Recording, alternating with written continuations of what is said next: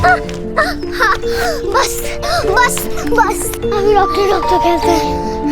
तेरे पापा मेरे पापा डॉक्टर डॉक्टर डॉक्टर, कभी दो कभी तीन तीन तीन। तेरे पापा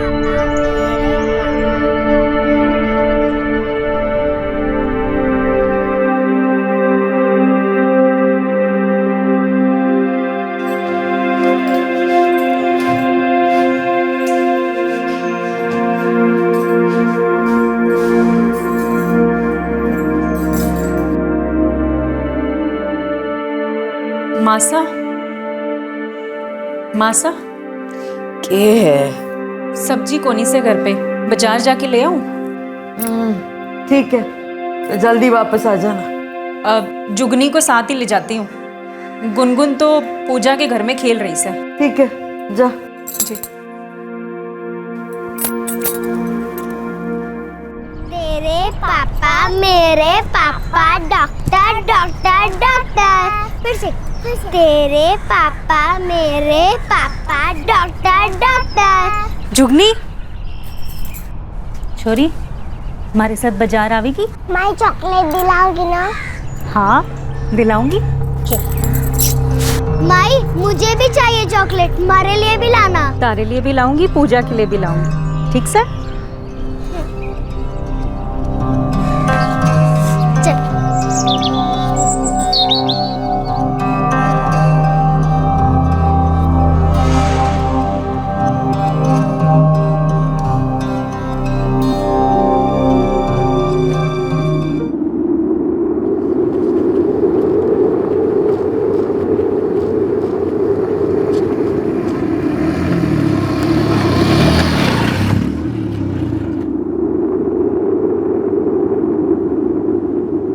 कौन सी चॉकलेट चाहिए तारे को? क्रिस्पी वाली।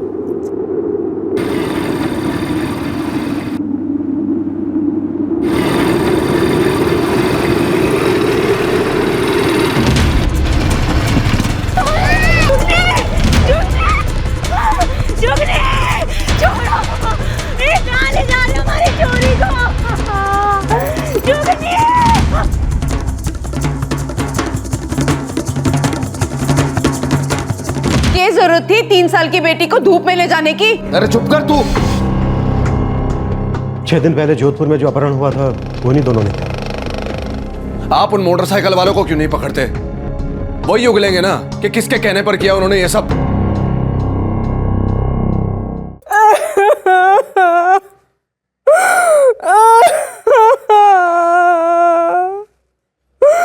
मारी चोरी। काका, नारायण और मनी गांव वाले के साथ मिलके सारी जगह देख लियो।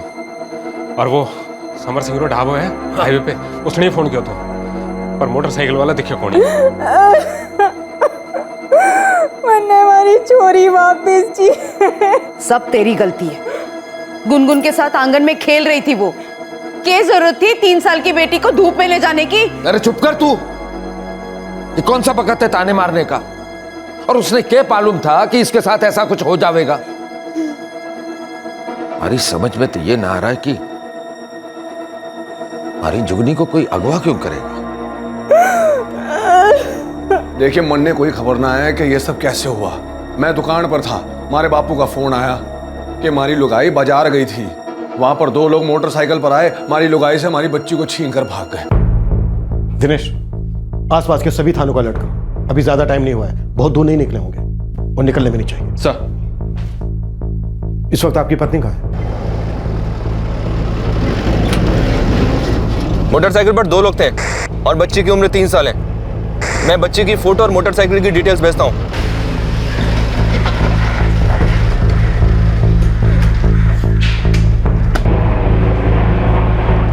साहब, मन्ने ना पता कौन थे वो लोग। इस गांव के नहीं थे वो लोग? पता ना जी, पहले तो देखा नहीं मैंने उनको कभी। अच्छा, मोटरसाइकिल कौन सी थी, किस रंग की थी? नंबर देखा था उसका? शायद काले रंग की थी जी, मैं ठीक से तो देख ना पाई। मोटरसाइकिल पे पीछे से आके हमला किया था उन लोगों ने। हमारी बच्ची को उठा के ले गए। बेटी मुझे वापस दिला दो जी। रोना बंद कर। और सब कुछ साफ साफ बता साहब को। अरे साफ साफ बताएगी तभी समझ पाएंगे ना, तभी ढूंढ पाएंगे ना हमारी जुगनी को। बता। अरे क्या, अरे ममता क्या हो गया? जा रे। अरे क्या हो गया? छोरी उठा रे। अरे क्या क्या मुसीबत हुआ? हो गई? ममता, दिनेश, ममता, एम्बुलेंस बुलाओ फास्ट। अरे ममता, ममता, क्या हो गया? ए ममता। अरे उठ। अपनी बेटी के अगवा हो जाने का ममता को गहरा सदमा लगा था। उसे हॉस्पिटल में भर्ती किया गया। वो 2 किडनैपर्स कौन थे? क्यों उन्होंने 3 साल की जुगनी का अपहरण किया था? पुलिस के पास इन सवालों का कोई जवाब नहीं था। लेकिन हाल ही में घटी एक और किडनैपिंग की वारदात ने इस केस को एक नया रुख दे दिया।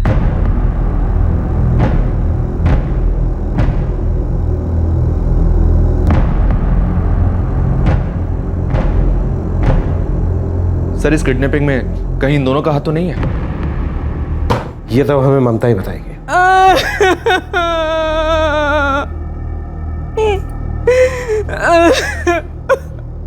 नाकाबंदी पूरी रात रहेगी।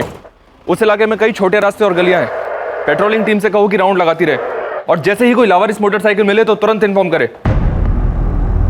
ध्यान से देखिए, क्या मोटरसाइकिल पर यही दोनों थे?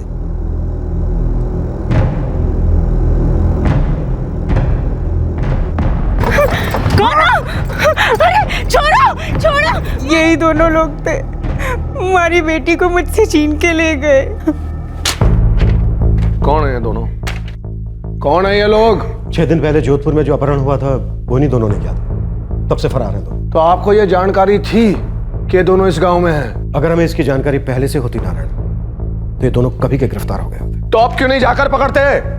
पहले ये बच्चा अगवा कर गए, अब हमारी छोरी भी उठा ले गए।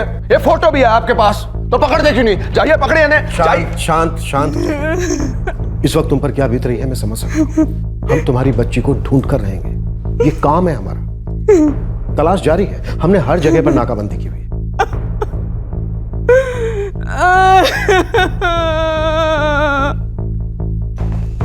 दिनेश, नाकाबंदी बढ़ाओ, पेट्रोलिंग टीम को काम पर लगाओ। वो जोधपुर से भागकर यहाँ तक आए हैं, यहाँ से बचकर जाने नहीं चाहिए। 2 बच्चों को अगवा कर चुके हैं। अगर ये बात फैली तो लोगों में डर फैलेगा। हमें जल्द से जल्द उन्हें गिरफ्तार करना होगा। अगर ये किडनैपिंग पैसों के लिए हुई है सर, फिर तो फिरौती के लिए कॉल जरूर आएगा। डिस्ट्रिक्ट हेडक्वार्टर से मदद लो। परिवार के सभी मेंबर्स के फोन मॉनिटर करो। फिरौती के लिए कॉल कभी भी आ सकता है। सर चलो। हमारी चोरी खटा होगी, हमारी चोरी।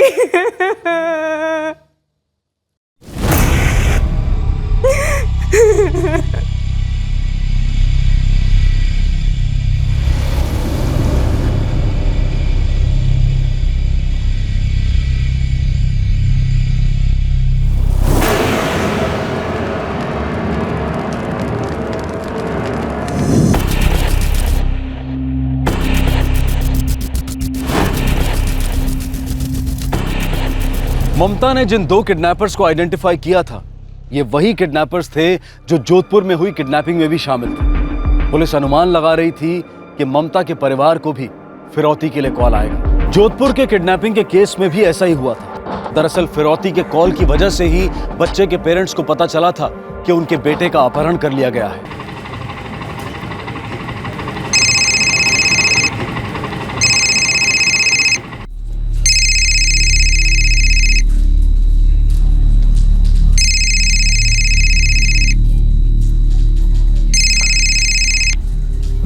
हेलो हेलो, कौन बोल रहा है? बैंक मैनेजर भाविन सिंघानिया बोल रहे हैं ना? हाँ बोल रहा हूँ। मैनेजर साहब 2 करोड़ रुपए चाहिए। कौन बोल रहा है? देखिए मजाक मत करिए, मैं इस समय बहुत बिजी हूँ। अच्छा आप बिजी हैं, पर मैं इस वक्त बिल्कुल फ्री हूँ। तो एक काम करता हूँ, आपके बेटे हर्ष की गर्दन काट कर फेंक देता हूँ। कहाँ फेंकूं? कौन बोल रहा है? क्यों बकवास कर रहे हैं आप? अच्छा आप इतनी जल्दी फ्री हो गए? 2 करोड़ रुपए का इंतजाम करो, और हाँ पुलिस और प्रेस को पता नहीं चलना चाहिए, वरना तुम्हारे बेटे हर्ष का अकाउंट हमेशा के लिए बंद हो जाएगा।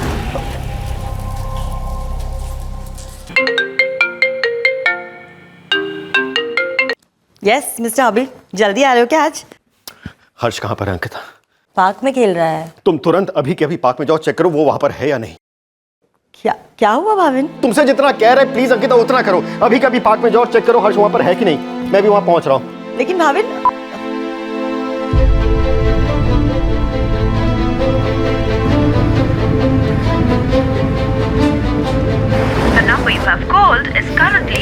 Switched off.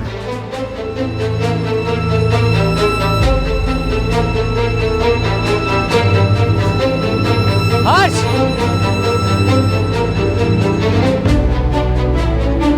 सचिन, तूने हर्ष को कहीं देखा है क्या? हर्ष वो थोड़ी देर पहले हमारे साथ ही खेल रहा था। तो इसके बाद कहाँ गया कुछ पता? नहीं पता। पास करो।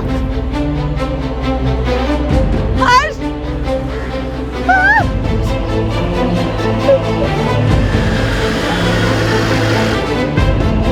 हर्ष! हर्ष! राहुल!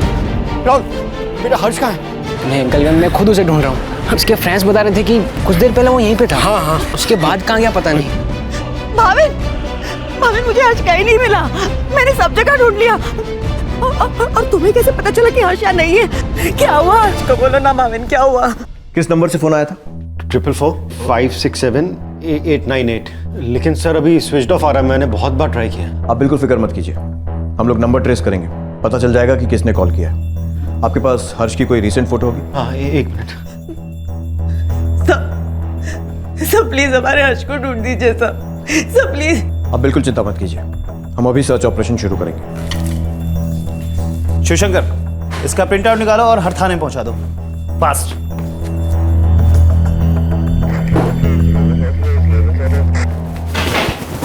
महावीर, लगता है अंदर कोई खबर पक रही है, मामला थोड़ा गर्म लगता है। सुना है किडनैपिंग हुई है बैंक मैनेजर सिंघानिया के बेटे की। भाभी सिंघानिया, वो कॉमन ट्रस्ट बैंक का मैनेजर? हाँ वही। अच्छा, कितना मांग रहे हैं किडनैपर्स? 444-567-898। इस नंबर की डिटेल निकालो और उस फोन की भी जिसका इस्तेमाल हुआ है। हालांकि फोन अभी स्विच ऑफ है, पर मुझे लगता है कि सिम नकली आईडी से खरीदा गया है। जी सर, मैं बच्चे को पहचाने हूँ, रोज अट्टे खेलने आवे हैं, आज भी आए हो। बच्चे को किसी से बात करते देखा था? जब वो यहाँ से निकला तो उसके साथ कोई था? नहीं साहब। जी साहब, ये बच्चा आइसक्रीम लेने आया था। मलाई वाली कुल्फी दो ना भैया। ये लो मलाई वाली कुल्फी।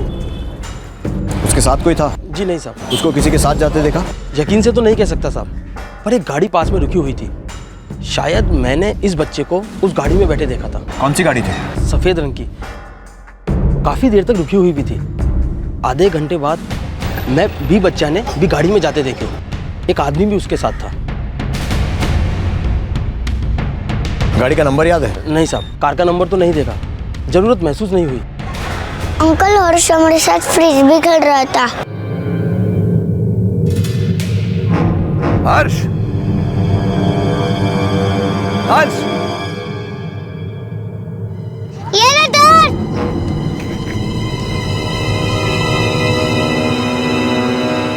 बेटा, आप में से किसी ने भी उन अंकल का चेहरा नहीं देखा जो हर्ष को लेकर गए? नहीं अंकल, हम लोग ने उनका फेस नहीं देखा। हम लोग गेम में थे और फिर हर्ष वापस भी नहीं आए खेलने के लिए।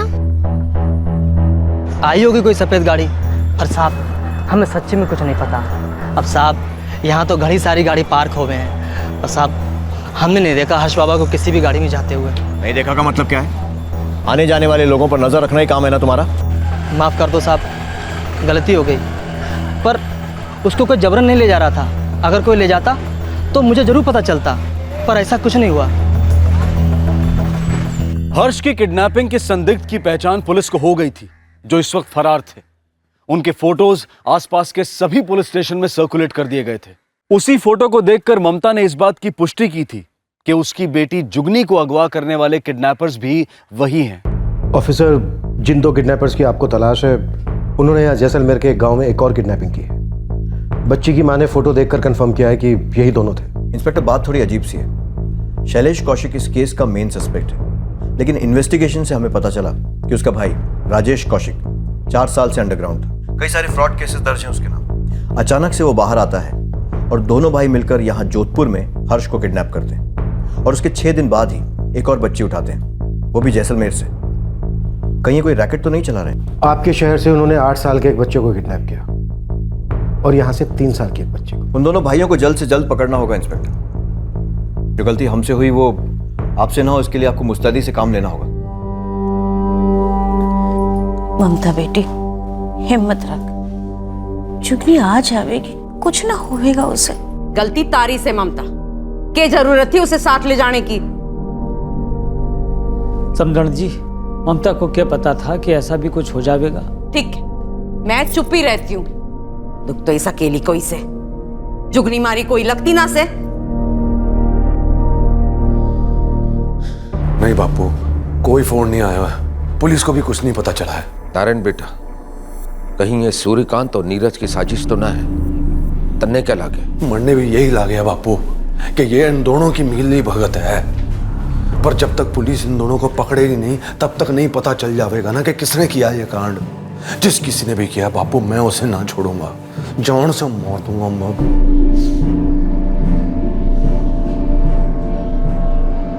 सूर्यकांत काका नमस्ते।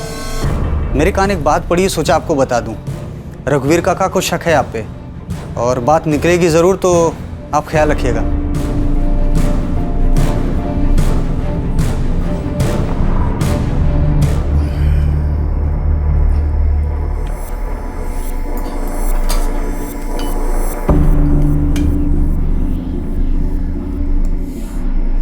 बापू साहब, एक बात कहनी थी मारे को। क्या बात है बेटा? आपको तो पता ही होगा कि रघुवीर काका सा की पोती जुगनी को कोई उठा ले गया। हाँ सुना मैंने, और ये भी सुना है कि रघुवीर मौके का फायदा उठाकर हमें फंसाने की कोशिश कर रहा है। करने दो उसे जो करना है। तुझा रोटी ले आ।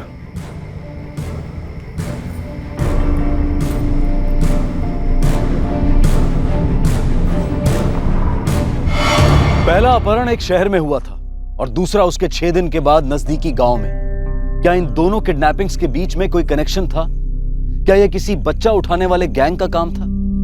कौन था इस अपराध का मास्टरमाइंड? आइए देखते हैं कि 6 दिन पहले हुए हर्ष के अपहरण में पुलिस ने किस तरह से मुख्य संदिग्ध शैलेश कौशिक को ट्रेस किया और क्या वो हर्ष को ढूंढने में कामयाब हो पाए। जोधपुर शहर में आज दिन दहाड़े एक बच्चे को अगवा कर लिया गया। बच्चा महज 8 साल का है और उसका नाम है हर्ष। हमारे सूत्रों से पता चला है कि बच्चे के पिता एक प्रतिष्ठित बैंक में मैनेजर के पद पर हैं और अपहरणकर्ताओं ने उनसे 2 करोड़ रुपए की मांग की है। पुलिस अब तक इस मामले में कोई सुराग नहीं जुटा पाई है। चौहान ने खबर मीडिया तक कैसे पहुंची? पता नहीं सर, पर यह खबर हर न्यूज चैनल पे आ रही है कि मीडिया वाले भी सनसनी क्रिएट करने के चक्कर में केस की सीरियसनेस नहीं समझते। बहुत गलत हुआ है। इससे किडनैपर अलर्ट हो जाएगा और मुझे डर है कि कहीं बच्चे को कुछ नुकसान ना पहुंचे। फोन रिकॉर्ड से कुछ मिला? सर, सिम कार्ड नकली आईडी से खरीदा गया। फोन का IMEI नंबर ट्रेस हो गया है और ये किसी शैलेश कौशिक के नाम से है सर। शैलेश कौशिक? जी हाँ, शैलेश कौशिक। इस नाम के किसी आदमी को जानते हैं आप? आपको कुछ गलतफहमी हुई है। शैलेश कौशिक दरअसल हमारे बैंक के बहुत रेप्यूटेड कस्टमर है। कई सालों से बहुत सारे अकाउंट्स हैं उनके। भाविन जी, हम तो चाहते हैं कि हमारे बिजनेस के सारे अकाउंट आपके इस ब्रांच में ट्रांसफर हो जाए। बस आप ओवरड्राफ्ट फैसिलिटी जरा बढ़ा दीजिए। शैलेश जी, आप हमारे वैल्यूएबल कस्टमर हैं, आप तो बस हुक्म करिए। हमने आपको कभी किसी चीज के लिए मना किया? तो है। 2 करंट और 3 सेविंग अकाउंट है सर। क्या बिजनेस है उनका? ऑटोमोबाइल पार्ट सप्लाई करने का बहुत बड़ा बिजनेस है। जोधपुर में बहुत सारी कंपनीज को सप्लाई करते हैं वो। बस इतना ही जानता हूँ मैं। ठीक है भावन जी, आगे की इन्फॉर्मेशन हम खुद निकाल लेंगे। Sir 1 minute. मेरे नेबर्स ने बताया कि हर्ष की खबर टीवी पर आ रही है। सर, किडनैपर ने मुझे फोन किया था कि पुलिस और प्रेस को पता नहीं चलना चाहिए, वरना तुम्हारे बेटे हर्ष का अकाउंट हमेशा के लिए बंद हो जाएगा। किडनैपर्स ने मुझे कहा था कि फिरौती के लिए फोन करेंगे। जब तक कोई फोन नहीं आया उनका, सर बहुत डर लग रहा है मुझे। भावन जी, आई एम रियली सॉरी, मुझे नहीं पता कि खबर मीडिया तक कैसे पहुंची। सर, वो हर्ष के साथ कुछ करेंगे तो नहीं ना? अब बिल्कुल फिक्र मत कीजिए, हम हर्ष को जल्द से जल्द ढूंढ निकालेंगे।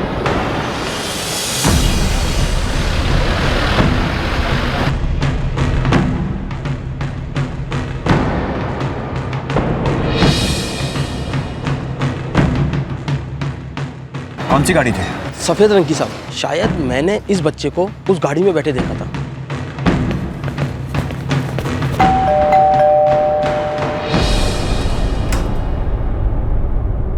शैलेश कौशिक? जी हाँ, मेरे हस्बैंड हैं। घर में है वो? नहीं, वो तो आज मुंबई के लिए निकल गए। कब? ये कोई 2 घंटे पहले। कैसे गए? गाड़ी तो यहीं खड़ी है। मतलब ये बाइक और ये सफेद गाड़ी आपकी है ना? जी हाँ, लेकिन वो कैब से गए हैं एयरपोर्ट तक, फिर वहाँ से मुंबई के लिए फ्लाइट है उनकी। आज 4 बजे के आसपास वो ये सफेद गाड़ी लेकर कहीं गए थे? जी हाँ, ऑफिस तो इसी गाड़ी से जाते हैं। उनका नंबर दीजिए। बाय द वे, वो किस फ्लाइट से मुंबई गए? बात क्या है इंस्पेक्टर साहब, आप लोग कितने सवाल क्यों पूछ रहे हैं? सर ये शैलेश कौशिक का फोन अभी भी स्विच ऑफ है। शायद फ्लाइट में होगा। नहीं सर, मैंने एयरपोर्ट अथॉरिटी से पता किया था। उनके हिसाब से मुंबई जाने वाली आखिरी फ्लाइट 8:50 पर थी। उनकी किसी भी फ्लाइट में शैलेश कौशिक के नाम की कोई बुकिंग थी नहीं। संजय, ये शैलेश का कैरेक्टर भाविन को जितना बेदाग लग रहा है उतना शायद है नहीं। खबरियों से कहो इसकी हिस्ट्री निकालने को सर, और इसके घर पर भी नजर रखने को कहो। या तो ये शैलेश अपनी बीवी से झूठ बोलता आया है या फिर इसकी बीवी हमसे झूठ बोल रही है।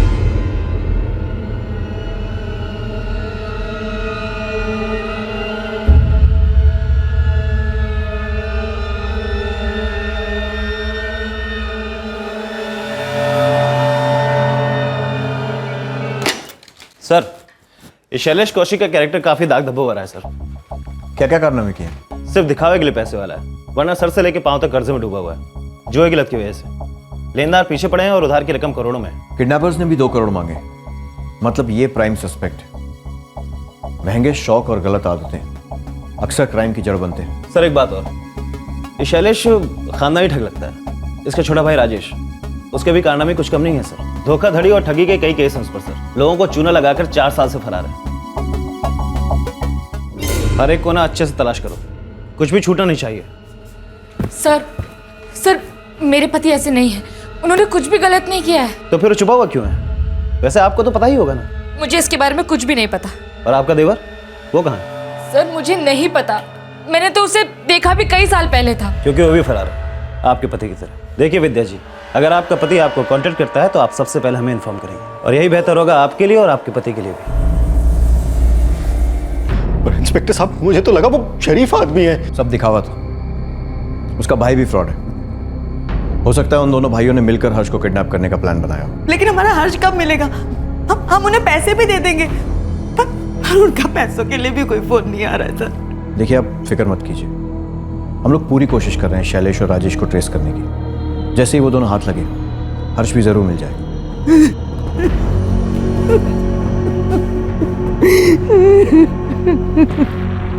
सर एक बुरी खबर है। क्या? खीरपुर थाने के एसएचओ का फोन आया था। उन्हें पास के नाले से किसी की लाश मिली है। किसकी? सर ये कोई 8-9 साल के बच्चे की लाश।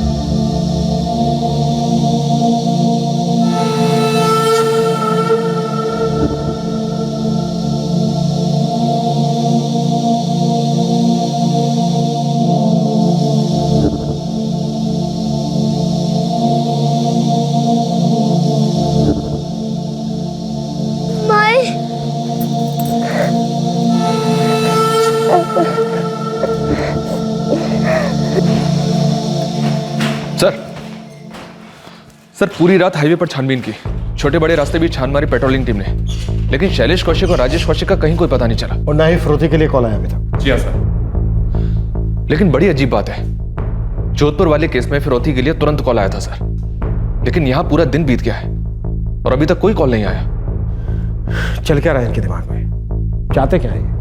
पैसा, बदला, या फिर साइकिक है जो मजे के लिए ये सब कर रहे हैं?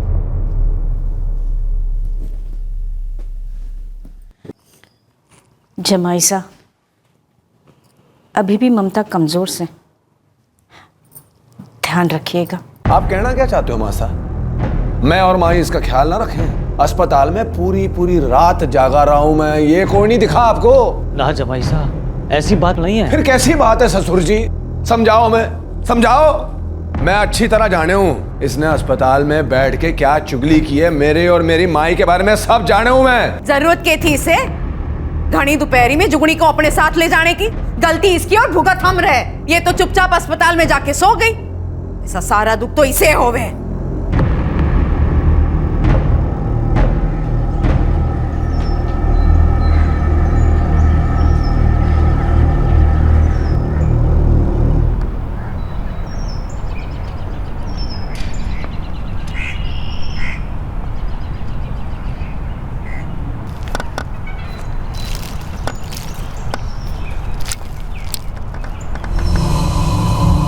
जुगनी को भी गला घोट कर मारा गया और उसकी लाश अगले दिन झाड़ियों में मिली। अच्छा ऑफिसर, इन दोनों वारदातों में कोई कनेक्शन हो सकता है क्या? इंस्पेक्टर, इस बारे में तो उनके परिवार वाले ही कुछ बता सकते हैं। नहीं सर, मैं किसी रघुवीर नारायण या ममता परमार को नहीं जानता। एक्चुअली जैसलमेर में हमारे कोई रिलेटिव नहीं है। पर आप ये सब मुझसे क्यों पूछ रहे हैं? क्योंकि किडनैपिंग का एक और केस सामने आया है जिसमें 3 साल की बच्ची को मार दिया गया है। क्या इसमें भी शैलेश कौशिक और राजेश कौशिक कहाँ थे? भविन सिंघानिया, जोधपुर से ना, मैं कौन है जानू? वो कॉमन ट्रस्ट बैंक में मैनेजर है। बोलिया ना साहब, मन ने कुछ ना मालूम। इंस्पेक्टर, अगर आपने उन दोनों को ढूंढ के ना निकाला तो मैं खुद ढूंढूंगा उन दोनों को और मैं खुद दोनों को जान से मार दूंगा। कानून उन्हें सजा देगा, तुम नहीं। सजा हमें मिल रही है इंस्पेक्टर, हमें। 2 बच्चे बलि चढ़ चुके हैं और कितने बच्चों के बलि चढ़ने का इंतजार करोगे? अरे कब तक पकड़ोगे उन्हें? कोई मुहूर्त निकाला है क्या? देखिए, हम हमारा काम कर रहे हैं और पूरी ईमानदारी के साथ कर रहे हैं। आप लोग चिंता मत कीजिए, वो दोनों बहुत जल्द हमारी गिरफ्त में होंगे। सर, मैं कितनी बार कहूं कि मैं नहीं जानती मेरे पति और देवर कहाँ हैं। मैंने भी पता लगाने की कोशिश की पर वो नहीं मिले। तो और कहां छुप सकते हैं वो?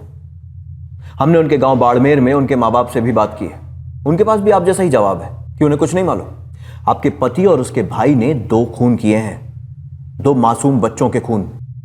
नहीं सर, मेरे पति ऐसा कर ही नहीं सकते। मैं नहीं मानती। मैं भी नहीं मानता कि आपको अपने पति के बारे में कुछ भी नहीं मालूम है। जब तक वो दोनों हमारे हाथ नहीं लगते हम चैन से नहीं बैठेंगे। और यकीन मानिए, आपको भी चैन से नहीं बैठने देंगे।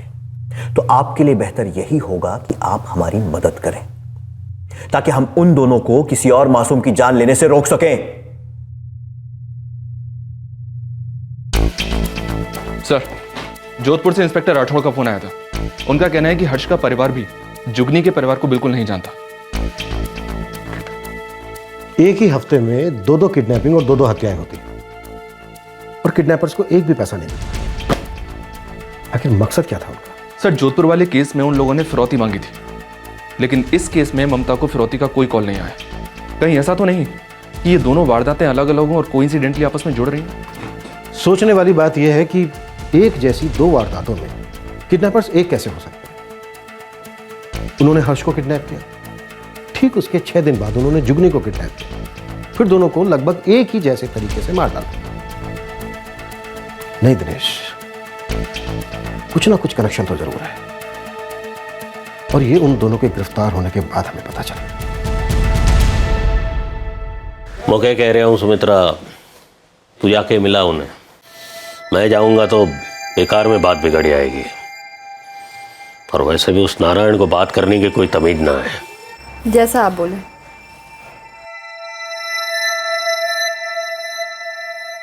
पर यही समझ में नहीं आ रहा, नहीं गए तो गलत होगा और अगर गए तो जरूर कोई ना कोई बखेड़ा खड़ा होगा। पुरानी बातें निकलेंगी, उंगलियां उठेंगी। सिंघानिया और परमार के बीच का कोई कनेक्शन तो नहीं मिला साहब, लेकिन ये अपने रघुवीर की दुश्मनी जरूर थी। दुश्मनी किससे थी? अपने दूर के 2 रिश्तेदारों के साथ। रिश्ते में भाई लगे हैं उसके और दोनों उसी गांव के हैं। नाम क्या है? एक तो है सूर्यकांत भंडारी और दूसरा है नीरज परमार। रघुवीर के साथ तो इनकी दुश्मनी समझ में आती है, पर ये जोधपुर वाले ब्रांच मैनेजर के साथ इनका कोई लेना देना है क्या? अब तक इसका तो कुछ पता नहीं चला साहब। तो पता कर, और ये भी पता कर कि शैलेश और राजेश का रघुवीर के परिवार के साथ कोई रिश्ता था क्या? करता हूँ कुछ।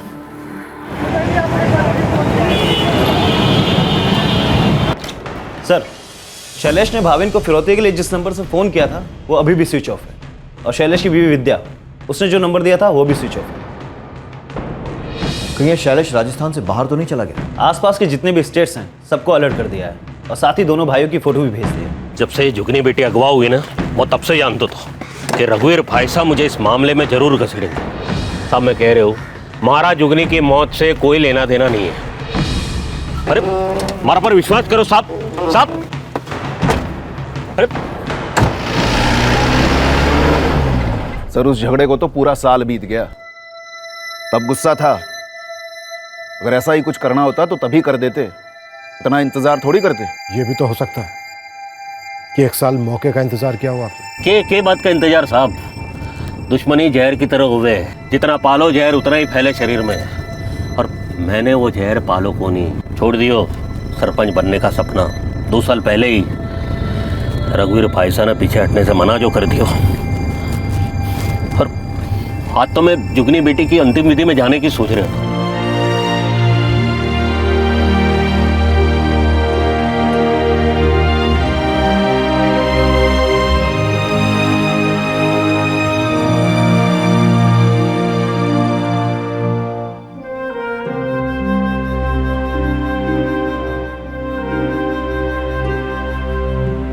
2 साल पहले हुए सरपंच पद के चुनाव में रघुवीर एक मजबूत उम्मीदवार था और उसे चुनौती देने खड़ा हुआ था उसका मौसेरा भाई सूर्यकांत।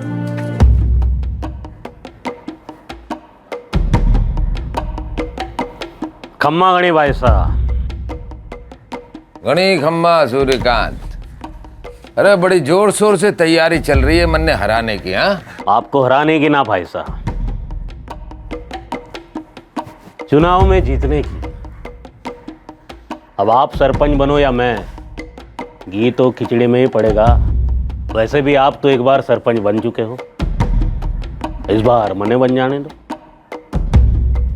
मारी मानो तो भाई साहब आप चुनाव में खड़े ही ना रहो।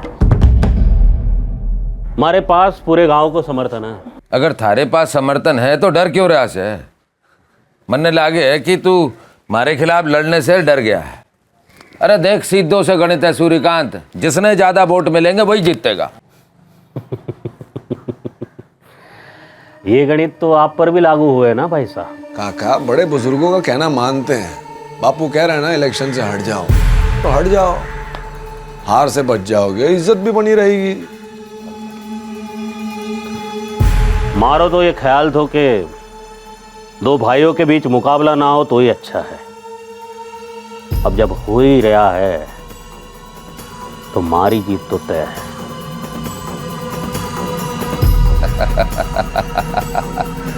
विनती से बात न बनी तो धमकी दे रहा से। मुकाबले में सुलह की बात जो करे सूर्यकांत पहले, वो कमजोर हो गए जो तू है। कर ले जो तैयारी करनी है तन्ने, हारने वाला तो तू है। आशीर्वाद देते जाओ काका। ये 2 साल पहले की बात, वो इलेक्शन हार गया था। अब घर की बात घर में खत्म हो सकती थी, लेकिन रघुवीर भाई साहब ने उसे खत्म होने नहीं दी। जीत के बाद बाप बेटों ने मारा खूब मजाक उड़ाया। उन्हें बहुत गुस्सा आया, पर मैं गुस्सा पी गया। छोड़ दिया सरपंच बनने का सपना। फिर उसके बाद कभी कभी चुनाव नहीं लड़ो। क्या हासिल हो जाता मन में? उसकी पोती को अगवा करा के या उसे मरवा के 2 साल पहले की भड़ास बच्चे के खून से बुझाऊं? अतरो कठोर मोह कौन है साहब? मन्ने ना पता किसने निकाली है अपनी भड़ास, पर किसी ने तो निकाली अपनी भड़ास मारी 3 साल की बच्ची की जान लेके। आप उन मोटरसाइकिल वालों को क्यों नहीं पकड़ते? वही उगलेंगे ना कि किसके कहने पर किया उन्होंने ये सब, और नीरज के या सूर्यकांत के।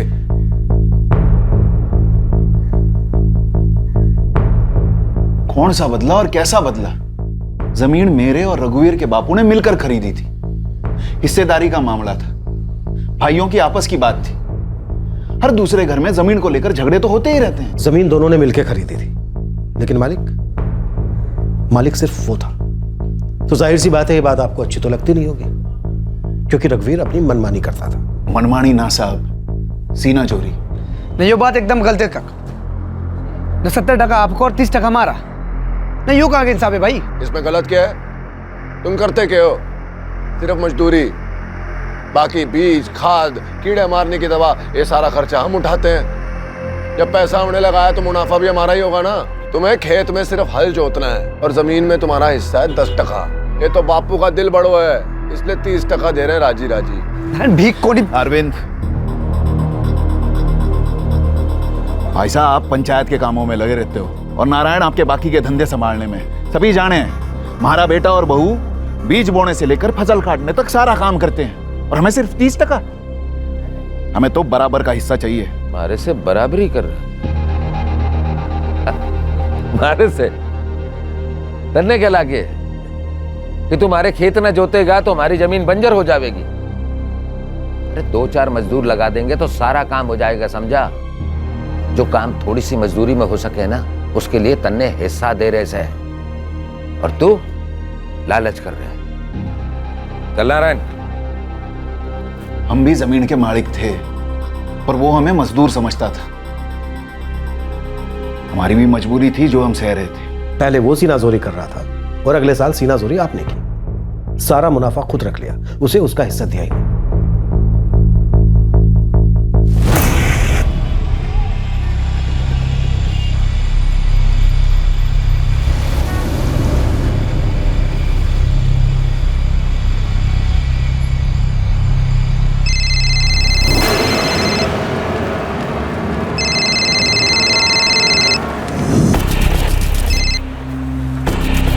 बोल, कहाँ हो?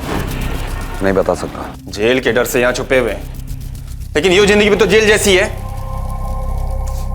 कब तक यूं बंजारों की तरह भटकेंगे? अरे वक्त तो लगेगा ना, इस वक्त गर्मी थोड़ी ज्यादा है। नवंबर में इतनी गर्मी तुम्हारी वजह से झेलनी पड़ रही है। सब तुम्हारा किया धराई है, मैं खामखा फंस गया। ऐसा मिला नहीं, सिर्फ कांड हो गया। तुम अपने आप पर काबू रखो, इतना फड़फड़ाओगे ना तो सरकारी पिंजरे में जाओगे। मामला थोड़ा ठंडा होने दो, फिर कुछ करते हैं।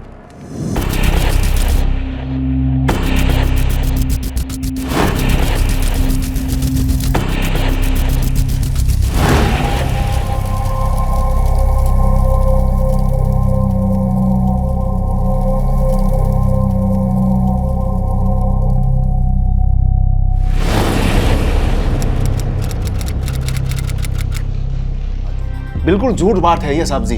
मैं किसी शैलेश कौशिक या राजेश कौशिक को जानू कौन ही। अपने बेटे को तो जानते हो ना? कहाँ है वो इस वक्त? दिल्ली गया है वो, 10 दिन हो गए उसे गए। दिल्ली क्यों? खेत का काम छोड़ने के बाद अरविंद ने ट्रांसपोर्ट का काम शुरू किया। अब उसी सिलसिले में किसी पार्टी से मिलने गया है वो। जोधपुर से जिस बच्चे को उठाया गया उसे भी 10 ही दिन हुए। कहीं ऐसा तो नहीं है कि इन दोनों हत्याओं में आपका बेटा शामिल है और अब फरार है? कोई फरार वरार नहीं है वो। दोनों बातों को अगर 10 दिन हुए तो क्या हुआ? हमारे छोरे ने कुछ नहीं किया है। तो ठीक है, आप अपने बेटे का 10 अंकों वाला मोबाइल नंबर घुमाइए, बुलाइए उसको वापस। जो भी सच है पता चल जाएगा।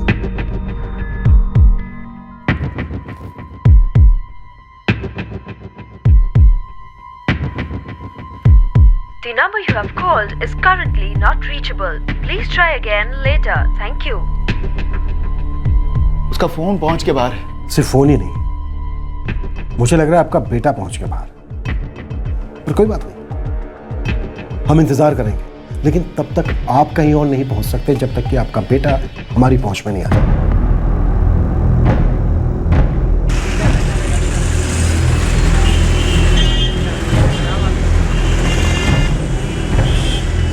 साहब, इस आदमी का तो पता नहीं, लेकिन हाँ, इस आदमी को देखा है मैंने। 4 साल से इसी शहर में, ठिकाने बदलने के साथ साथ नाम भी बदल देते हैं। किसी समीर शर्मा के नाम से रहता था, एक किराए के फ्लैट में, लेकिन जब से शहर में इसका फोटो घुमा है वापस से छूमंतर हो गए।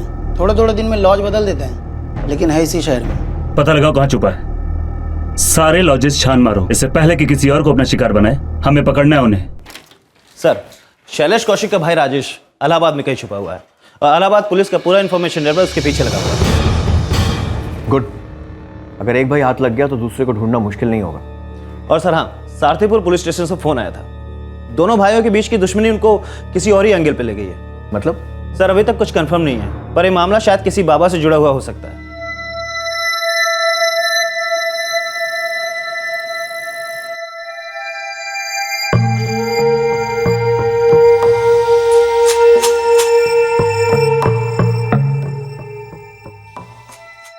गोविंद, तेरी खबर पक्की है ना? ये एकदम पक्की है साहब। ये नीरज और उसका बेटा अरविंद दोनों त्रिलोकनाथ बाबा के बड़े भक्त हैं, बहुत मानते हैं बाबा को। त्रिलोकनाथ बाबा, कहीं ऐसा तो नहीं है कि इन दोनों बच्चों की किडनैपिंग बलि चढ़ाने के लिए की गई हो? अपनी औलाद को खो चुकी दोनों माएं अब भी सदमे में थीं। फर्क सिर्फ इतना था कि एक मां जानती थी कि उसके बेटे को फिरौती के लिए अगवा किया गया था और पैसों की बात आगे बढ़े उसके पहले ही उसके बेटे को मार दिया गया। पर दूसरी मां को शायद अंदाजा नहीं था कि उसकी बेटी को क्यों मार दिया गया। क्या वाकई ऐसा था? ममता सो गई क्या? कितना टाइम लगाएगी रोटी बनाने में? अब जी मासा आई।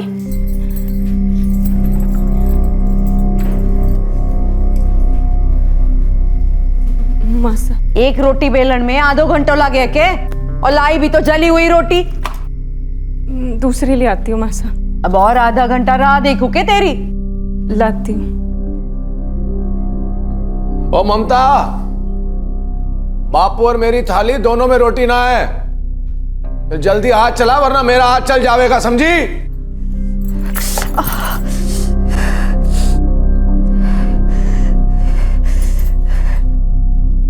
बाबा का एंगल सामने आने से पुलिस की इस तहकीकात को एक नई दिशा मिली। क्या दोनों बच्चों हर्ष और जुगनी के अपहरण और हत्या का मानव बलि जैसी अमानवीय प्रथा से कोई लेना देना था?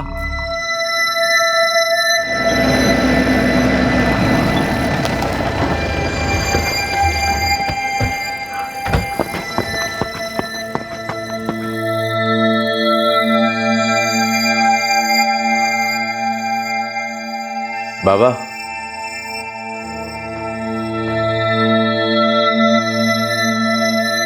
क्या चाहिए आपको?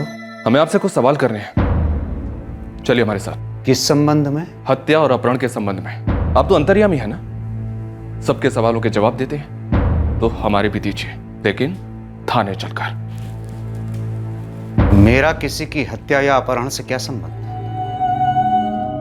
आप उचित नहीं कर रहे हैं। इस गांव में नहीं, इस पूरे जनपद में मेरा बहुत आदर है। कई भक्त हैं मेरे। यदि उन्हें पता चला कि आप मुझे थाने लेकर गए हैं तो परिणाम अच्छा नहीं होगा। आप तो सच में अंतर्यामी हैं। मैं भी आपसे यही कहने वाला था कि अगर आप हमारे साथ नहीं चले तो परिणाम अच्छा नहीं होगा। हाँ, हम बाप बेटे हैं बाबा के भक्त। हम उनसे सलाह लेने जाते हैं और वो हमें रास्ता दिखाते हैं। सिर्फ सच बताना, क्या जुगनी को बलि चढ़ाने का सुझाव बाबा का था? अरे क्या बकवास कर रहे हैं आप? आप समझते क्या है मुझे? बाबा जी को छोड़ दो। बाबा जी बाबा जी का ख्याल रखिए। नहीं हो रहा है। नहीं। अच्छे सारे काम करेंगे कि क्या हो जाएंगे? और बाबा जी को बिना किसी कारण आपने मुझे यहाँ रोक के रखा हुआ है। इस बात को मेरे भक्त सहन नहीं करेंगे। क्षमा चाहता हूं बाबा, किंतु यह समय प्रवचन का नहीं बल्कि प्रश्नों का है। और मेरे प्रश्न ये है, क्या नीरज परमार और उसका बेटा अरविंद परमार आपके भक्त हैं? आपसे मिलने आते हैं? जी हाँ, मुझसे मार्गदर्शन लेने के लिए आते हैं। मैं तो संत आदमी हूं।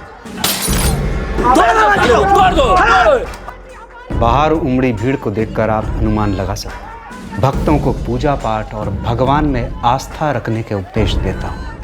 यदि आपको संदेह है कि उन्होंने मेरे मार्गदर्शन में कोई बलि विधि का प्रयोग किया है तो आपकी धारणा मिथ्या है। वे तो अपने परिवहन के व्यापार में आ रही समस्याओं का समाधान पाने के लिए मेरे पास आते थे।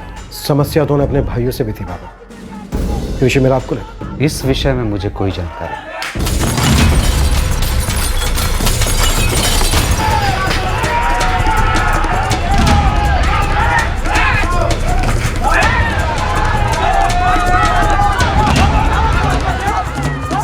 सर, बाहर बहुत सारे गांव वाले इकट्ठा हो गए, भीड़ बेकाबू हो रही। लाठी चार्ज के ऑर्डर दें क्या सर?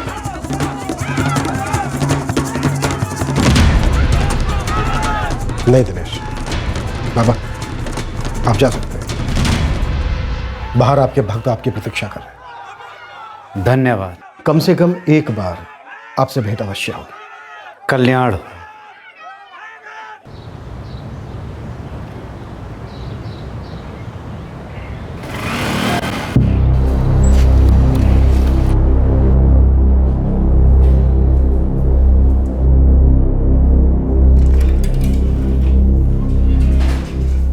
मैं अरविंद परमार, नीरज परमार मारो बापू से। अच्छा, जब से ये केस आया है दिखाई नहीं दिया। कहाँ था इतने दिन? मैं दिल्ली गया तो साहब, मारो ट्रांसपोर्ट का धंधों से। आपने यकीन नहीं आ रहा तो हमारे दोस्त सुनील से पूछ लो, उसके घर पे रुके मैं वापस लौटा तो हमारी माँ ने बोले कि बापू ने थाने ले गया। कि मैं जान सकता हूँ साहब हमारे बापू ने बिना वजह थाने क्यों ले आए? वजह है, हमें शक है कि शैलेश और राजेश जिन्होंने 2 बच्चों का अपहरण किया फिर हत्या की, तुम दोनों बाप बेटे उन दोनों को जानते हो। क्या सबूत है आपके पास इस बात का? मतलब रघुवीर काका से मारी और हमारे बापू को जमते नहीं तो आपने मान लिया कि उनकी पोती ने हमने अगवा करवा और मरवा दिया। कल को आपको सुनने में आएगा मैं आतंकवादी हूं तो आप मान लेंगे। कमाल है ना साहब जी, आपने अगर शक है तो पूछताछ करने ना हक है आपको। इस तरह से हमारे बापू को अंदर नहीं कर सकते आप। साहब जी दुनिया हमने भी देखी है, थोड़ी बहुत कानून का नॉलेज हमको भी है। मुझे कानून मत समझा सीरियस है मैटर।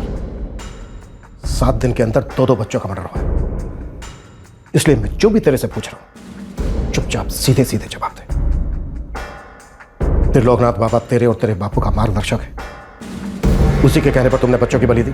साहब जी बाबा अगर बलि चढ़ाने की सलाह दे सकते हैं ना तो इसकी पूछताछ सिर्फ हमारे और हमारे बापू से क्यों कर रहे हैं आप? रघुवीर काका से भी जाके पूछो ना। मतलब यूं कि जिसने भी आपको हमारे और हमारे बापू के बारे में जानकारी दी है ना उसने आपको आधी अधूरी जानकारी दी है। पूरी जानकारी ये है कि रघुवीर काका भी तो बाबा के बहुत बड़े भक्त हैं। साहब जी हम सालों से बाबा के भक्त हैं और पिछले 7-8 महीने से रघुवीर काका भी तो बाबा के भक्त हुए, तो कहीं ऐसा तो नहीं उन्होंने अपनी पोती की बलि दे दी हो?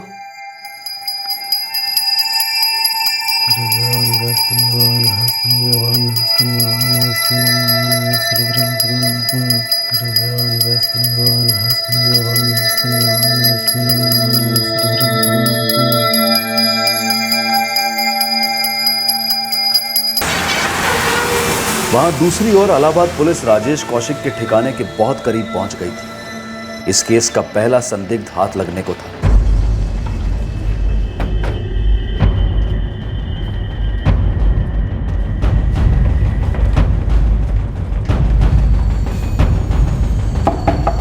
कौन है? Sir room service.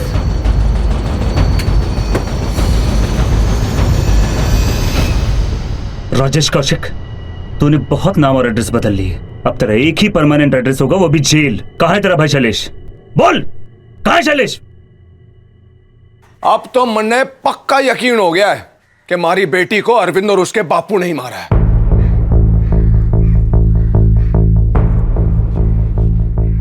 एक बार फिर पूछ रहा हूं, क्या आप कभी त्रिलोकनाथ बाबा से मिले थे?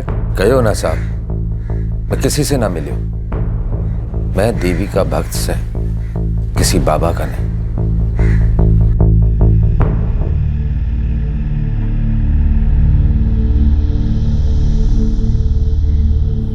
ममता, अरे कहां मर गई?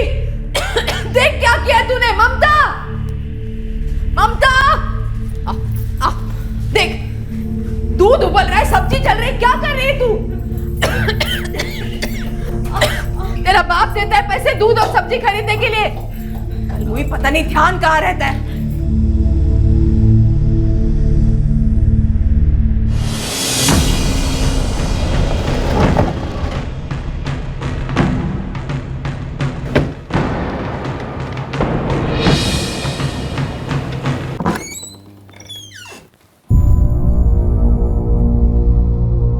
प्रणाम बाबा। आप पुनः आ गए? हमें आपसे आपके एक भक्त के बारे में जानकारी चाहिए।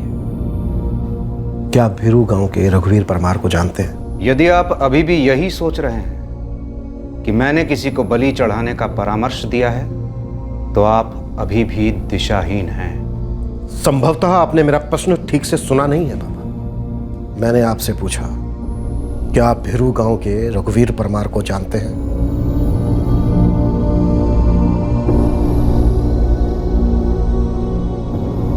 जी नहीं, इस नाम के किसी व्यक्ति से परिचित नहीं हूं। वो 2 साल पहले तक भिरू गांव के सरपंच थे। हो सकता है कभी उनसे आपकी मुलाकात हुई हो। जी नहीं, कोई भेंट नहीं हुई।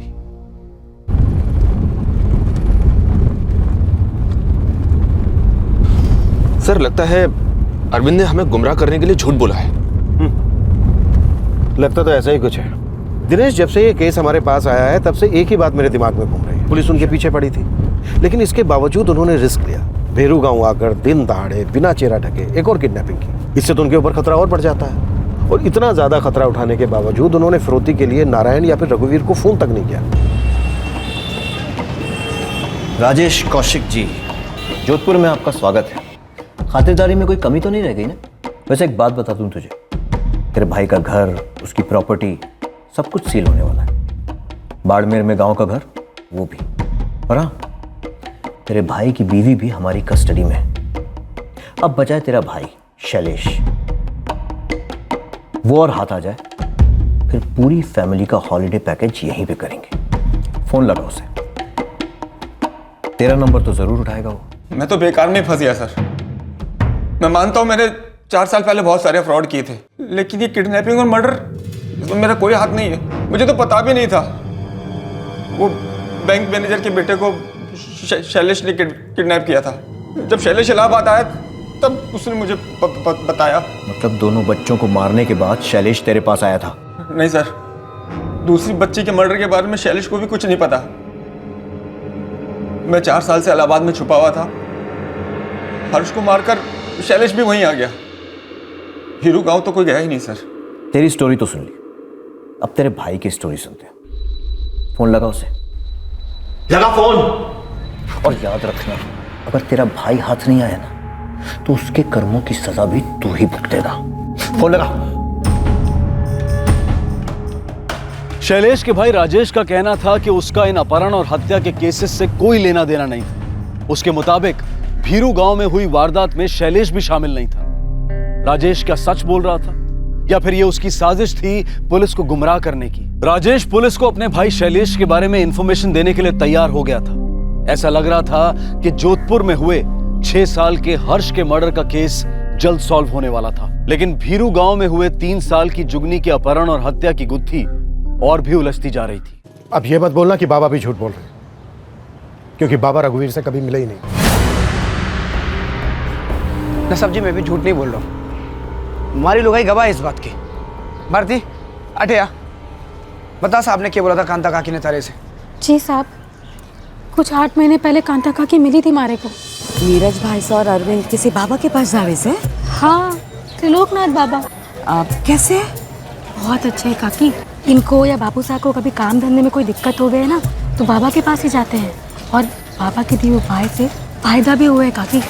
अपने ही नहीं, दूर दूर से लोग आते हैं उनके पास। ठीक से बेटा, वो क्या है, थारे काका सा किसी परेशानी में से तू अगर त्रिलोकनाथ बाबा का पता दे सके तो कठे मिलेंगे। साहब, काकी ने खुद भारती को बोला था कि रघुवीर काका बाबा से मिलना चाहते हैं। हाँ, लेकिन ये भी तो हो सकता है कि पता लेने के बाद वो मिले ही ना हो। नहीं साहब, 1 हफ्ते बाद कांता काकी मारे को मिली थी और काकी खुद से मारे को बता रही थी कि रघुवीर काका बाबा से मिलने गए थे और बाबा के बताए उपाय से रघुवीर काका को फायदा भी हो रहा था।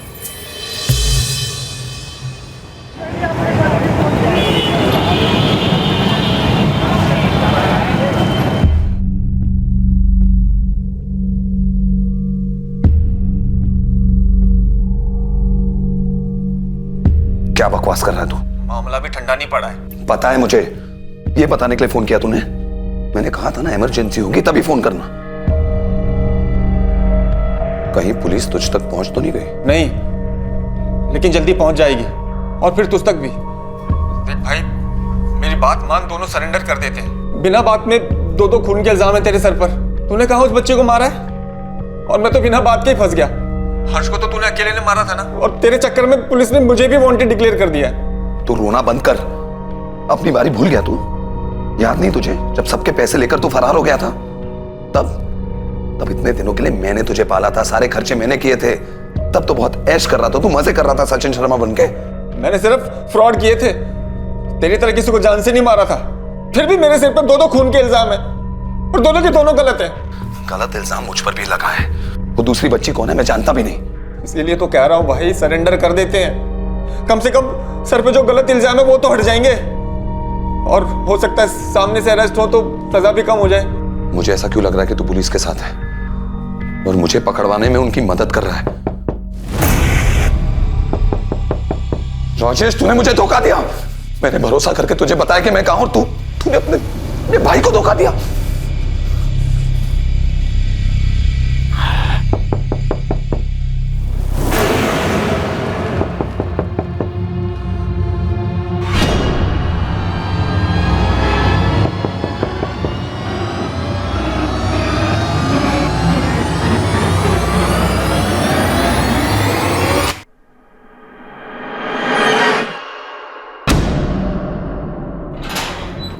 सर, इंस्पेक्टर विजय मिश्रा का फोन आया था। शैलेश कौशिक उनकी हिरासत में है।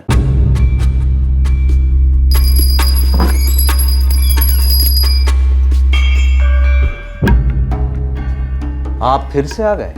क्या करें पापा, आना तो हम भी नहीं चाहते, पर ये केस घुमा फिरा के हमें आप ही के पास ले आता है। आपसे एक सहायता चाहिए पापा, आशा है आप मना तो नहीं करेंगे। मैंने कहा ना आपसे कि मैं संत आदमी हूं और सहायता करना मेरा स्वभाव है।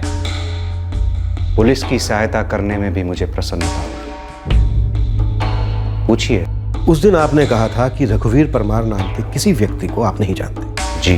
क्या रघुवीर का बेटा नारायण आपसे कभी मिलने आया था? जी नहीं, ये नाम भी नहीं सुना। और रघुवीर की पत्नी कांता, कांता परमार कभी आपसे मिलने आई थी? कांता? वो मिलने आई थी आपसे? जी हाँ, उसके साथ उसकी बहू भी आई थी, ममता।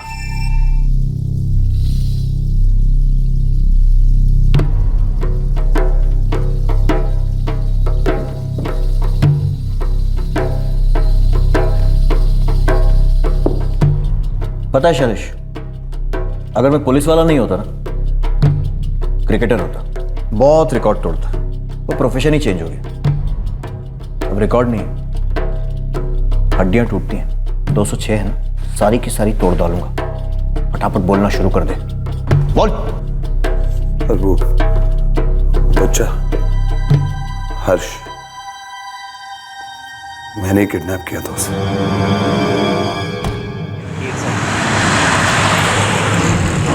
सर, वो जोधपुर हाईवे से थोड़ा दूर एक गोडाउन है, काफी वक्त से बंद पड़ा था। वो बच्चे को वहीं रखा था।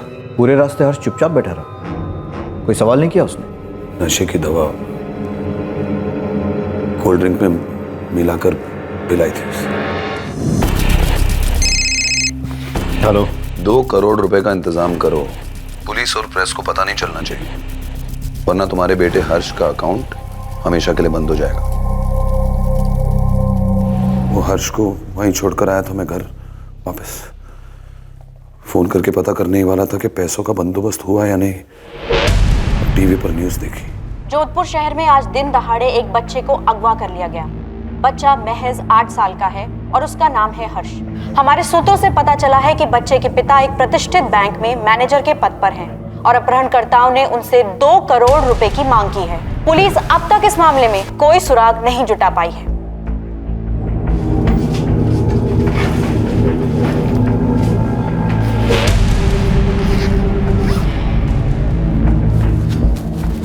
विद्या, मैं जा रहा हूँ। अरे, ये आप बैग लेके कहाँ चल दिए? अरे वो मुंबई जाना है, अर्जेंट मीटिंग है। मीटिंग? ऐसे अचानक? हमारे धंधे में ऐसा ही होता है। अच्छा मैं चलता हूँ, फ्लाइट में सो जाएगी। अच्छा, जा कैसे रहे हैं? टैक्सी मंगवाई है, बाहर मिल जाएगी। ठीक है। ओके।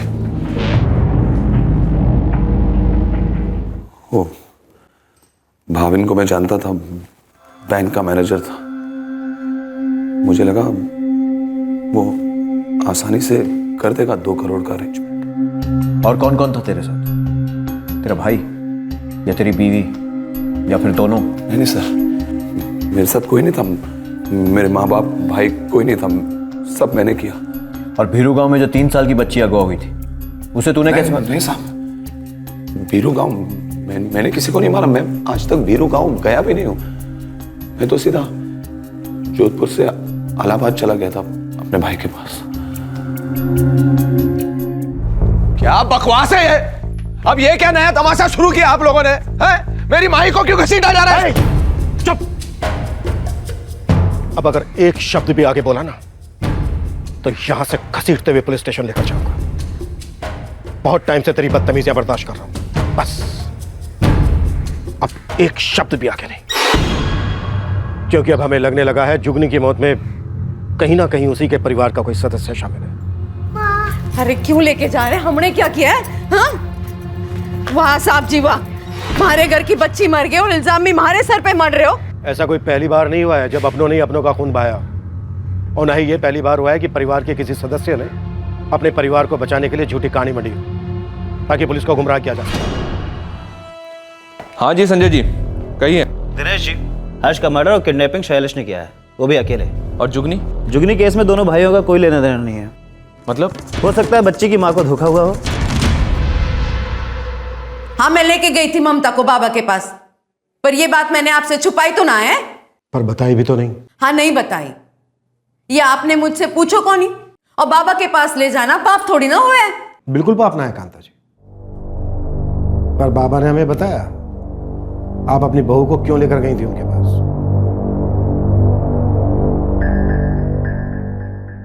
कांता परमार के साथ उसकी बहू ममता भी आई थी मेरे पास। उसकी भी वही समस्या थी जो हमारे देश के अधिकांश घरों में होती है। कुछ करो बाबा, हमारे वंश को आगे बढ़ाने वाला कोई ना है। ये हमारी बहू है, 2 बार कोप भरी इसकी, किस्मत खूटी, दोनों बार छोरी जनी इसने। हमारे को तो चिंता हुए है बाबा, हमारा वंश कैसे आगे बढ़ेगा। वंश को तो कुल दीपक ही आगे बढ़ावे है ना बाबा। क्या तुम पुत्र प्राप्ति की इच्छा रखती हो? हाँ बाबा, इसीलिए तो आपके पास आए हैं ना। क्या ऐसा हो सके है? अवश्य,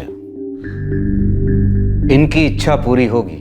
मैं कुछ जड़ी बूटियां दूंगा और कुछ दूसरे उपाय भी बताऊंगा। कुछ दिन उपवास करना होगा और कुछ पूजा विधि भी करनी पड़ेगी, परंतु पूरी श्रद्धा के साथ। ये सब कर पाओगी तुम? हाँ बाबा, जो आप कहोगे वो करेगी। तुम्हारे पुत्र को भी कुछ करना पड़ेगा। जी बाबा, जो आप कहो। जिस जिस दिन तुम्हारी बहू ये विधि करेगी, उस रात को यदि संभोग होगा तो गर्भधारण भी शीघ्र होगा और पुत्र प्राप्ति के अवसर भी बढ़ जाएंगे। बाबा सही कह रहे हैं, इसीलिए गए थे उनके पास। इसमें गलत क्या है? बेटे की आस रखना पाप थोड़ी ना हुए। बिल्कुल ना, पर बेटे की आस में बेटी को बलि चढ़ा देना वो पाप है। बेटा चाहिए था आपको, हुई बेटी तो मार दिया बेटी को। क्या बकवास कर रहे हो आप साहब जी? हम क्यों मारेंगे अपनी छोरी को? हमने ना मारा उसे। हाँ, ये सच बात है कि दूसरी बार जब छोरी हुई तो नाराज थी मैं। मारना ही होता तो 6 साल पहले गुनगुन को ना मारते। 3 साल पहले जब जुगनी पैदा होती तभी मार डालते ना उसे। हाँ, बेटियों को जीने दिया आपने, इतनी ज्यादा दरियादिली दिखाई, क्यों दिखाई?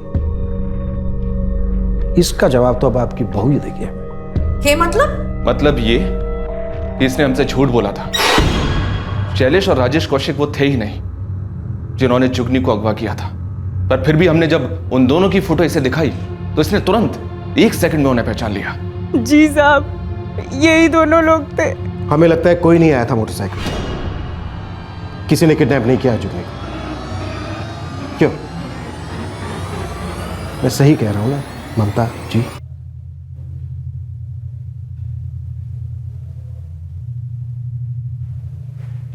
सही कह रहे थे। उस दिन मोटरसाइकिल पे हमारी छोरी को मारे से छीनने कोई ना आया था। जो फोटो आप लोगों ने मैंने दिखाई थी ना, वो तो मैंने सुबह ही देख ली थी अखबार में।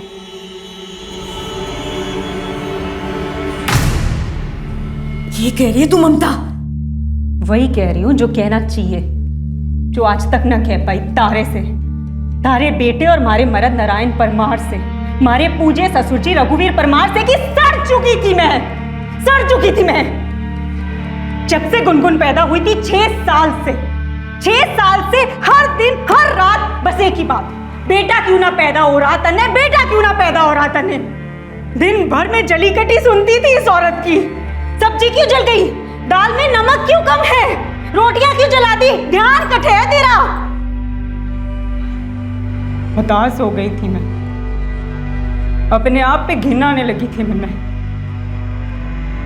हर रोज रात को इसका जंगली बेटा जानवर की तरह हमारे ऊपर चढ़ जाता था, रोनता था हमारे को। इस बार लड़का ही होना चाहिए। थारी कोख में हमारा अंश थारे से ज्यादा होना चाहिए।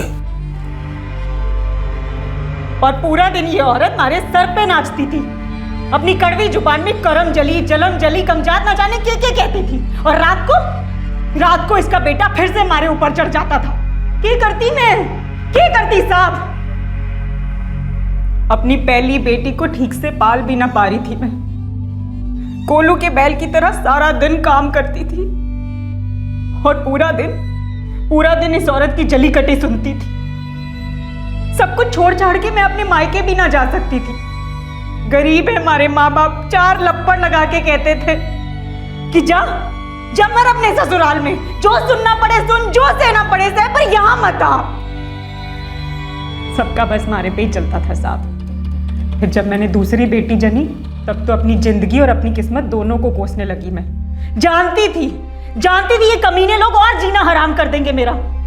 महापाप जो किया था मैंने बेटी जन के, किस्मत फूटी थी मेरी जो मैंने दूसरी भी बेटी जनी। मैं अपनी बेटियों को पालना चाहती थी साहब, ध्यान रखना चाहती थी उनका, पर ये लोग रखने ही ना देते थे। बस एक ही रट लगा रखी थी, बेटा चाहिए, बेटा चाहिए, बेटा चाहिए। कहां से लाती बेटा? बेटे के लिए मुझे बाबा के पास लेकर चले गए। बाबा के कहने पर मैं भूखी रही, व्रत किए, पूजा पाठ किया। ऐसी हालत में भी सारा दिन घर का सारा काम करती थी मैं। और ये औरत मेरे सर पे बैठ के तांडव करती थी। और इसका बेटा हर रोज रात को जानवर की तरह चढ़ जाता था हमारे दिमाग और हमारे शरीर दोनों पे। पहले तो सवाल ये था साहब कि छोरा क्यों ना हो रहा, अब सवाल ये था कि बच्चा पैदा क्यों ना हो रहा। इनको लगता था कि मैं बच्चा पैदा ही ना होने दे रही। डॉक्टर के पास ले गए मारे को, इन्हें लगा कि मैंने नसबंदी करा ली। थे जानो मारे को बच्चा पैदा क्यों ना हो रहा था? जानो, क्योंकि मैं मर चुकी थी और कोई मरा हुआ इंसान किसी को जन्म ना देता।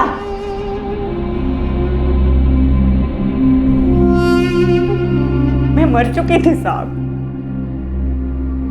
मैं मर चुकी थी। मैं औरत हूं, मशीन थोड़े ना हूं। तू भी तो एक औरत है ना? मारे को समझने की कोशिश कभी ना करी। मारा तो कि दिखता ना था तुझे। औरत और मर्द के प्यार से पनपता है बच्चा। जब तारे बेटे से मारे को सुख मिला ही ना, हमारे शरीर को सुख मिला ही ना, मारे को उससे प्यार ही ना मिला, तो बच्चा कैसे पैदा होता? कैसे पैदा होता? मैं भी एक औरत हूं, मारे को भी मर्द का प्यार चाहिए, पर वो बिस्तर और तारा बेटा मारे को कांटे की तरह चुभता था। मैं जब भी अपने बच्चों को देखती तो अपने आप पे गुस्सा आने लगता। अपने बच्चों को ही जिम्मेदार मानने लगी थी मैं अपनी हालत का। जब भी जुगनी को देखती तो हमारे मन में ये विचार आने लगता कि ये छोरा क्यों ना हुई। मैं पागल सी हो गई थी, हताश हो गई थी मैं अपने जीवन से। मारे को नफरत ना थी हमारे बच्चों से, मैं उनका ध्यान रखना चाहती थी, पर कुछ ना कर पा रही थी मैं अपने बच्चों के लिए साहब। एक पागलपन से सवार हो गया था हमारे पे। मैं कुछ कर बैठना चाहती थी, बस उसी पागलपन में मैं अपनी बेटी, अपनी जुगनी को साथ ले गई। कोई ना आया था अपहरण करने साहब, मैंने किया है ये सब। अपने हाथों से मार डाला मैंने अपनी बेटी को साहब। उसका कोई कसूर ना था, पर मैं ही उसके लिए कुछ कर ना पा रही थी। ये लोग मारे को उसके लिए कुछ करने ही ना देते थे, हमारी छोरियों को कोसते रहते थे। बस एक ही सवाल था, बेटा चाहिए, बेटा चाहिए, बेटा चाहिए। अरे क्या चाट डाल दिया था तुमने ऐसे बेटे को जन्म देकर? क्या महान काम किया था ऐसे जाहिल बेटे को जन्म देके, जो मारे से ऐसे सवाल करता था कि तारी कोख में मारे से ज्यादा तारा अंश कैसे हो सके। ज्यादा पढ़ी लिखी ना हो साहब, लेकिन इतना जानू हूं कि छोरा हो या छोरी, अपना बच्चा अपना होवे है। पर इन लोगों ने कभी अपना होने ही ना दिया, मारे को हत्यारा बना दिया हमारी छोरी का। अपनी बच्ची को मार डाला मैंने, अपनी लाडो को मार डाला मैंने साहब, अपनी छोरी को मार डाला।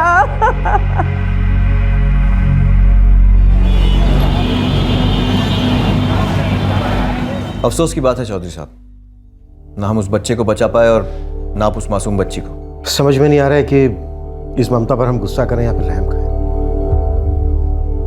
साइकेट्रिस्ट से हमने उसका मेडिकल चेकअप करवाया है, सीवियर डिप्रेशन में है। चौधरी साहब, ममता ने जो किया गलत किया, लेकिन उसके हालात भी कम दोषी नहीं थे। पर मुझे हैरानी ये शैलेश जैसे लोगों पर होती है। अपने कर्जे की परेशानी से पीछा छुड़ाने के लिए एक बच्चे को अगवा करने का प्लान बनाया और पकड़े जाने का डर लगा तो बच्चे का गला दबा दिया। जरा सी दया, जरा सा रहम, एक पल की झिझक भी नहीं हुई। पता नहीं इतनी बेरहमी, इतनी निर्दयता कहां से लाते हैं लोग। कहने को तो हमारी जिंदगी बहुत तेज रफ्तार से दौड़ रही है, लेकिन हम भूल जाते हैं कि हम कितना पिछड़ते जा रहे हैं, कितने संवेदनहीन होते जा रहे हैं, कितने अमानवीय होते जा रहे हैं। भाविन और अंकिता अपने दुखों से समझौता करके जीने की कोशिश कर रहे हैं, लेकिन यह दर्द सीने में रह रहकर उठता है कि किसी के पैसों के लालच ने उनके बेटे हर्ष को उनसे छीन लिया। जो कुछ भी हुआ, ममता के ससुराल वालों पर उसका कोई असर नहीं हुआ। हां, उसकी सास को अफसोस है, मगर इस बात का कि अब घर का सारा काम उन्हें करना पड़ेगा। नारायण में रत्ती भर का फर्क नहीं आया। उसकी अकड़, उसकी सोच अब भी वैसी है। एकमात्र गुनगुन है जो दुखी है। उसके आंसू रोके नहीं रुकते। उसने अपनी छोटी बहन को खो दिया और अपनी मां को भी। महज 6 साल की उम्र में उसके लिए कठिन है इस हकीकत को मान पाना कि उसकी मां ने ही उसकी बहन की जान ले ली।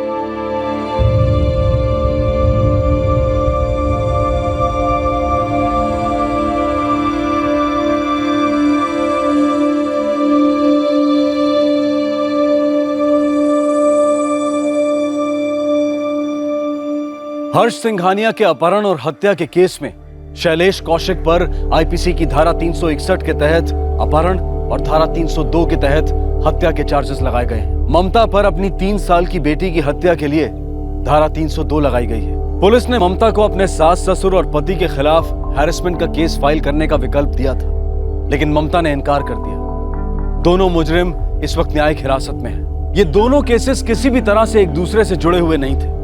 बात सिर्फ ये थी कि ये दोनों वारदातें बहुत ही कम समय के अंतराल में घटी थी, जिसका फायदा एक औरत ने उठाने की कोशिश की और अपने गुनाह को पहले हुए अपराध के संदिग्ध के सर मढ़ दिया, ताकि अपने जुर्म को छुपा सके और सजा से बच सके। एक आदमी जिसकी हसरतें उसकी हैसियत से कहीं ज्यादा ऊंची थी, लेकिन अफसोस की बात यह है कि उन ख्वाहिशों को पूरा करने के लिए उसने शॉर्टकट लेना पसंद किया और अपने अरमानों के आसमान को छूने के लिए लगाई गई छलांग ने उसे कर्ज के दलदल में धकेल दिया। लेकिन वो यहां पर भी नहीं संभला।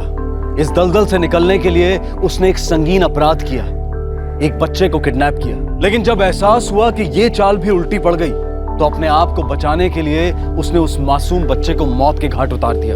एक इंसान की गलत सोच और अंधे लालच ने उसकी अपनी जिंदगी तो बर्बाद की ही, पर एक हंसते खेलते परिवार को भी उजाड़ कर रख दिया। लगातार अपने कदम अपराध की ओर बढ़ा रहे शैलेश को क्यों उसकी बीवी, उसके माँ बाप, उसके करीबी लोगों ने रोकने की कोशिश नहीं की, जो उसकी बुरी आदतों और उसकी फितरत से वाकिफ थे। अगर किसी ने पहली गलती के बाद ही उसे टोका होता, उसकी हरकतों पर लगाम लगाई होती, तो आज कई जिंदगियां बर्बाद होने से बच गई होती। दूसरी तरफ एक औरत थी जिसके ससुराल वालों को बेटे की चाहत थी, लेकिन उस औरत की कोख से 2 बेटियां जन्मी और इसी वजह से उन लोगों ने उसे इतना प्रताड़ित किया कि वो औरत हताशा की खाई में जा गिरी। यकीनन ममता की मानसिक हालत काफी बुरी और दयनीय थी, लेकिन उसका अपनी मासूम निर्दोष बेटी को मार डालना हरगिज माफी के लायक नहीं हो सकता। उसे सजा मिलनी ही चाहिए। ममता के साथ जो कुछ हुआ, क्या वो अपराध नहीं है? ममता को इस मानसिक अवस्था में पहुंचाने वाले भी क्या अपराधी नहीं है? अब मैं अनूप सोनी आपसे विदा लेता हूं। क्राइम पेट्रोल सतर्क में अब आपसे मुलाकात होगी अगले शुक्रवार को रात 10:30 बजे। तब तक सुरक्षित रहें और देखते रहें क्राइम पेट्रोल सतर्क। सबक एक को, सीख हम सबको। जय हिंद। इस तरह के और भी एपिसोड देखने के लिए हमारे चैनल को सब्सक्राइब करें और बेल आइकन दबाना ना भूलें।